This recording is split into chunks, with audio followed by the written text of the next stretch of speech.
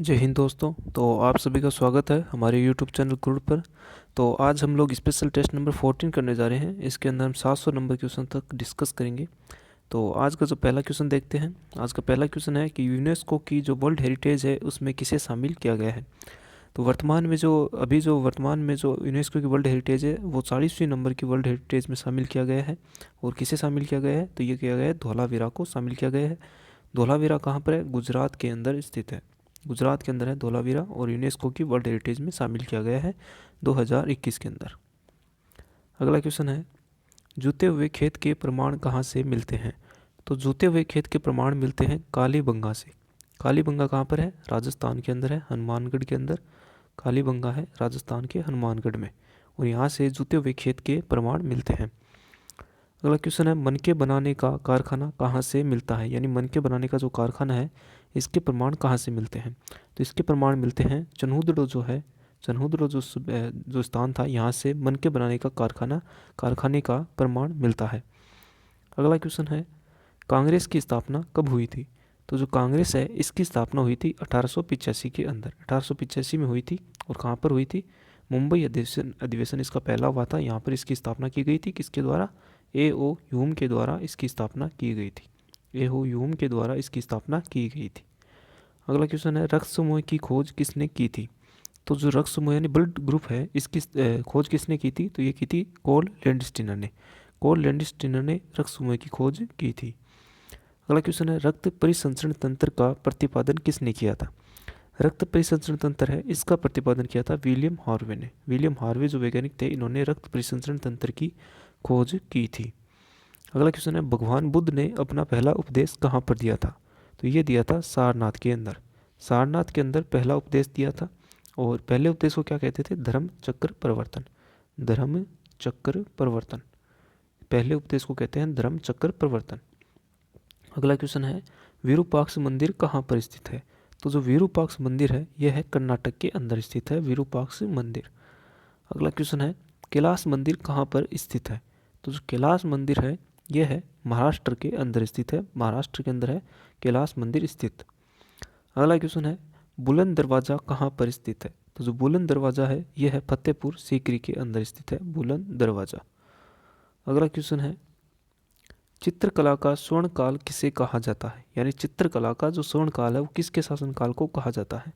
तो ये कहा जाता है जहांगीर के जो शासनकाल था जहांगीर का, उसके काल को चित्रकला का स्वर्ण काल कहा जाता है। अगला क्वेश्चन है, वास्तुकला का स्वर्ण काल किसे कहा जाता है। चित्रकला का कहते हैं जहांगीर को, और वास्तुकला का जो स्वर्ण काल था ये कहते हैं शाहजहाँ के काल को। शाहजहाँ था उसके काल को वास्तुकला का स्वर्ण काल कहा जाता है। अगला क्वेश्चन है, हिंदू धर्म के अंदर जो संस्कार होते हैं वो कितने प्रकार के होते हैं। तो हिंदू धर्म के अंदर जो संस्कार होते हैं ये होते हैं 16 प्रकार के। 16 प्रकार के हिंदू धर्म के अंदर संस्कार बताए गए हैं। अगला क्वेश्चन है, G7 की 2021 में बैठक किसने की है। तो G7 की जो बैठक अभी हुई थी ये की थी इंग्लैंड ने। और इंग्लैंड में कहाँ पर हुई थी? कॉर्नवॉल जो स्थान है कॉर्नवॉल, यहाँ पर G7 की बैठक हुई थी। अगला क्वेश्चन है, यूरोपियन यूनियन के सदस्यों की संख्या कितनी है। तो यूरोपियन यूनियन है इसके सदस्यों की संख्या है 27। 27 सदस्य हैं वर्तमान में इसके अंदर। 27 सदस्य हैं वर्तमान में यूरोपियन यूनियन के अंदर। और इसका जो मुख्यालय है वो है ब्रुसेल्स के अंदर। और ब्रुसेल्स किसकी राजधानी है? तो ये है बेल्जियम की राजधानी। बेल्जियम की राजधानी है ब्रुसेल्स। अगला क्वेश्चन है, महलवाड़ी किसके द्वारा प्रारंभ की गई थी। तो जो महलवाड़ी जो प्रथा थी वो किसके द्वारा प्रारंभ की गई थी। तो ये की गई थी लॉर्ड मैकेंजी। लॉर्ड मैकेंजी था इसके द्वारा महलवाड़ी प्रथा शुरू की गई थी। अगला क्वेश्चन है, काकोरी ट्रेन कार्यवाही कब हुई थी। तो जो काकोरी ट्रेन कार्यवाही थी ये हुई थी 1922 के अंदर। काकोरी ट्रेन कार्यवाही जो हुई थी, काकोरी ट्रेन कार्यवाही जो हुई थी ये हुई थी काकोरी ट्रेन कार्यवाही, ये हुई थी 1922 के अंदर हुई थी काकोरी ट्रेन कार्यवाही। अगला क्वेश्चन है, चौरी चौरा घटना कब की है। तो जो चौरी चौरा घटना है ये है 1922 की। 1922 की है चौरी चौरा घटना। और इसके कारण से असहयोग आंदोलन था ये समाप्त हो गया था। असहयोग आंदोलन चौरी चौरा घटना के बाद समाप्त हो गया था और चौरी चौरा घटना कब हुई थी? तो ये हुई थी 1922 के अंदर हुई थी। अगला क्वेश्चन है, गुलामगिरी पुस्तक किसने लिखी है? गुलामगिरी जो पुस्तक है वो लिखी थी, किसने लिखी थी? ये लिखी थी ज्योतिबा फुले ने। ज्योतिबा फुले ने लिखी थी। और ज्योतिबा फुले ने एक समाज की स्थापना की थी, उस समाज का नाम है सत्य शोधक समाज। सत्य शोधक समाज की स्थापना किसने की थी? ज्योतिबा फुले ने की थी सत्य शोधक समाज की स्थापना। अगला क्वेश्चन है, खोला मिर्च का संबंध किससे है? यानी खोला मिर्च का जो जीआई टैग अभी मिला है वो किस राज्य को मिला है? तो जो खोला मिर्च है ये है गोवा की प्रसिद्ध। गोवा की जो खोला मिर्च है इसको अभी जीआई टैग मिला है। जीआई टैग जो मिलता है वो मिलता है और इसके लिए खोला मिर्च गोवा को मिला है। अगला क्वेश्चन है, सोजत की मेहंदी का संबंध किससे है? तो जो सोजत की मेहंदी है वो है राजस्थान की। और राजस्थान के अंदर कहाँ की? पाली की प्रसिद्ध है सोजत की मेहंदी। सोजत की मेहंदी है राजस्थान की और राजस्थान की सोजत मेहंदी है पाली के अंदर इस प्रसिद्ध है सोजत की मेहंदी। अगला क्वेश्चन है, ब्लू बेबी सिंड्रोम है वो किसके कारण से होता है? तो जो ब्लू बेबी सिंड्रोम है ये होता है नाइट्रेट के कारण। और इसके कारण से जो छोटा जो नवजात शिशु होता है उसका जो शरीर का रंग है वो नीला पड़ जाता है। इस कारण से इसे ब्लू बेबी सिंड्रोम कहते हैं और ये होता है नाइट्रेट के कारण। अगला क्वेश्चन है, उबेर कप का संबंध किस खेल से है? तो जो उबेर कप है इसका संबंध है बैडमिंटन से। जो बैडमिंटन है इससे संबंधित रखता है उबेर कप। अगला क्वेश्चन है, केगा परमाणु संयंत्र कहाँ पर स्थित है? तो जो केगा परमाणु संयंत्र है ये है कर्नाटक के अंदर। कर्नाटक के अंदर है केगा परमाणु। राजस्थान के अंदर है रावत भाटा है। और एक है नरोरा है यूपी के अंदर। नरोरा है यूपी के अंदर यानी उत्तर प्रदेश के अंदर। महाराष्ट्र के अंदर कौन सा है? महाराष्ट्र के अंदर है तारापुर, जो कि पहला भारत का है तारापुर। तो ये थे परमाणु संयंत्र। और केगा परमाणु संयंत्र कहाँ पर है? कर्नाटक के अंदर स्थित है। अगला क्वेश्चन है, जल में घुलनशील विटामिन कौन कौन से हैं? तो जल के अंदर विटामिन कौन कौन से घुलनशील होते हैं? एक होता है बी और एक होता है सी। तो ये दो विटामिन होते हैं जल के अंदर घुलनशील और ये है विटामिन बी और विटामिन सी, यानी ये दोनों, इसका सही आंसर हो जाएगा सी। अगला क्वेश्चन है, एस्कॉर्बिक अम्ल किस विटामिन का नाम है? तो जो एस्कॉर्बिक एसिड है, इस एस्कॉर्बिक अम्ल है वो किस विटामिन का नाम है? तो विटामिन सी को कहते हैं एस्कॉर्बिक अम्ल।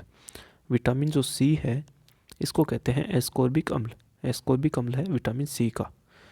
अगला क्वेश्चन है, नंदा देवी सीकर कहाँ पर स्थित है? तो जो नंदा देवी सीकर है वो है उत्तराखंड के अंदर। उत्तराखंड के अंदर है नंदा देवी सीकर। अगला क्वेश्चन है, नीली क्रांति किससे संबंधित है? तो जो नीली क्रांति है वो है मछली उत्पादन से। मछली उत्पादन से संबंधित है कौन सी? नीली क्रांति। नीली क्रांति। अंडों से संबंधित है कौन सी? रजत क्रांति। रजत क्रांति है अंडों से। और फसलों से कौन सी है? हरित क्रांति। जो हरित क्रांति थी वो फसलों से संबंधित थी। अगला क्वेश्चन है, हरित क्रांति का जन्म किस पंचवर्षीय योजना में हुआ था? तो जो हरित क्रांति है वो किस पंचवर्षीय योजना के अंदर आई थी? तो ये आई थी जो तीसरी पंचवर्षीय योजना थी इसके अंदर आई थी। और ये तीसरी पंचवर्षीय योजना कब की गई थी? 1961 से लेकर 1966 के अंदर। और हरित क्रांति का जनक किसे कहते हैं? तो ये कहते हैं एम.एस. स्वामीनाथन जी को। जो एम.एस. स्वामीनाथन थे इनको हरित क्रांति का जनक कहा जाता है। अगला क्वेश्चन है, असुमेलित का चयन करना है। तो इसमें से बताना है कौन सा असुमेलित है। तो पहला है चाय। चाय का है असम से। और ये है ईख। जो ईख होती है या गन्ना कहते हैं तो ये होती है उत्तर प्रदेश के अंदर। और सेव जो होता है वो होता है हिमाचल प्रदेश के अंदर। लेकिन मूंगफली है ये राजस्थान के अंदर नहीं होती, ये होती है गुजरात के अंदर। तो मूंगफली का जो उत्पादक राज्य है वो है गुजरात। अगला क्वेश्चन है, किसे ब्राउन पेपर भी कहा जाता है? किसे ब्राउन पेपर कहा जाता है? किसे ब्राउन पेपर कहा जाता है? तो जो जूट है, जूट को कहा जाता है ब्राउन पेपर। ब्राउन पेपर कहा जाता है जूट को। अगला क्वेश्चन है, भारत में प्राकृतिक रबड़ का सर्वाधिक उत्पादन कहाँ पर होता है? तो भारत में प्राकृतिक जो रबड़ है इसका उत्पादन सर्वाधिक कहाँ पर होता है? तो ये होता है केरल के अंदर। केरल के अंदर भारत में सबसे ज़्यादा रबड़ का उत्पादन होता है। और ये भारत है ये चौथे स्थान पर आता है रबड़ उत्पादन के अंदर।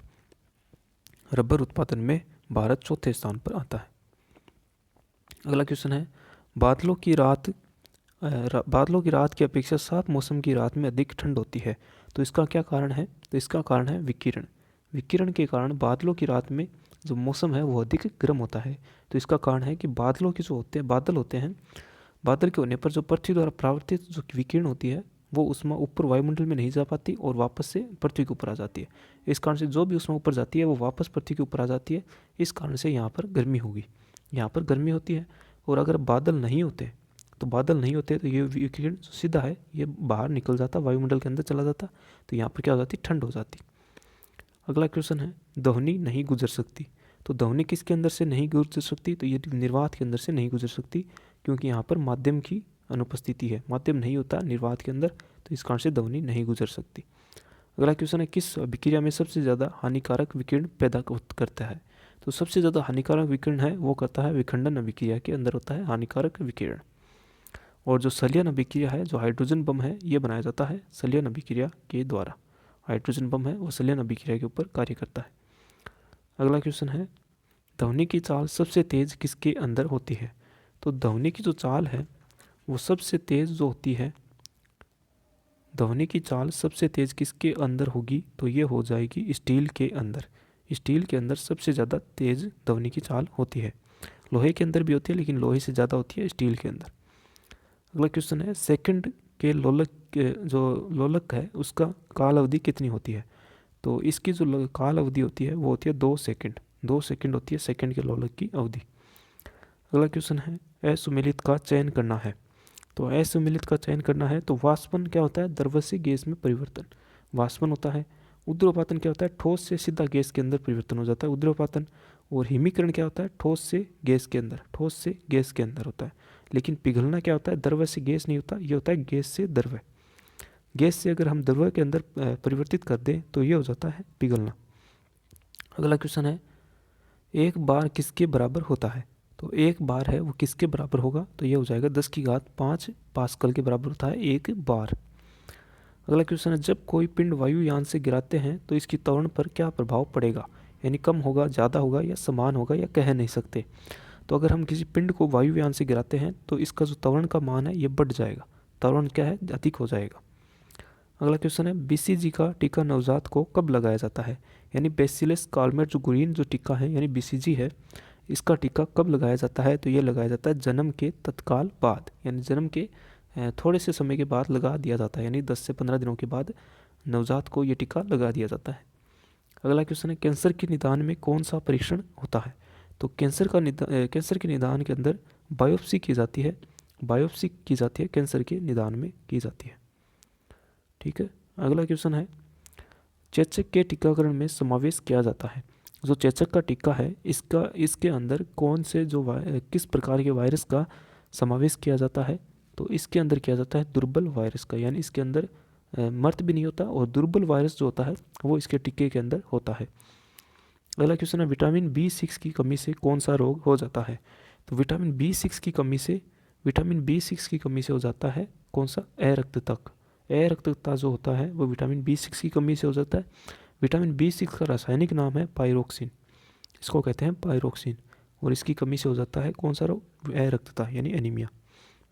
अगला क्वेश्चन है, कैंसर के उपचार के लिए प्रयुक्त उत्कृष्ट गैस कौन सी है? तो कैंसर के उपचार के लिए है रेडोन। रेडोन जो गैस है ये कैंसर के उपचार के लिए प्रयुक्त की जाती है। अगला क्वेश्चन है, आयोडोफोम का प्रयोग किया जाता है। तो आयोडोफोम है इसका प्रयोग कहाँ पर होता है? तो इसका प्रयोग होता है प्रतिरोधी के रूप में प्रयोग होता है आयोडोफोम, यानी इसका फॉर्मूला होता है आयोडोफोम का CHI3, इसको कहते हैं आयोडोफोम। अगला क्वेश्चन है, निद्रालु व्याधि रोग किससे होता है? तो ये होता है सेठसी मक्खी या इसको कहते हैं सीसी मक्खी। सीसी जो मक्खी होती है इससे होता है निद्रालु व्याधि रोग। अगला क्वेश्चन, मनुष्य में लोहे की कमी से होता है। तो मनुष्य में लोहे की कमी से हो जाता है अरक्तता यानी एनीमिया हो जाता है मनुष्य में लोहे की कमी से। अगला क्वेश्चन है, एल्जीमर रोग किसका है? तो एल्जीमर रोग है ये है मस्तिष्क का, इसके अंदर भूलने की बीमारी हो जाती है एल्जीमर रोग के अंदर। और लास्ट क्वेश्चन है कि आयोडीन की कमी से कौन सा रोग होता है? तो आयोडीन की कमी से हो जाता है बड़ी आउटू या इसे कहते हैं गलगंड या घेंगा, गलगंड या घेंगा कहते हैं, और ये रोग हो जाता है आयोडीन की कमी से। तो ये आज अपने 700 क्वेश्चंस कंप्लीट हो चुके हैं। तो ये वीडियो आपको कैसे लग रहा है हमें कमेंट सेक्शन में ज़रूर बताएं, एंड वीडियो को ज़्यादा से ज़्यादा शेयर करें, एंड चैनल को सब्सक्राइब करें, and thanks for watching this video.